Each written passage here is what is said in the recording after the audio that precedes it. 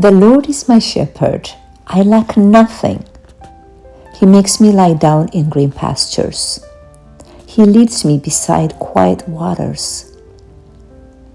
He refreshes my soul.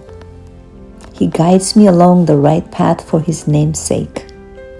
Even though I walk through the darkest valley, I will fear no evil, for You are with me. Your rod and Your staff, they comfort me. You prepare a table before me in the presence of my enemies. You anoint my head with oil. My cup overflows. Surely Your goodness and love will follow me all the days of my life, and I will dwell in the house of the Lord forever.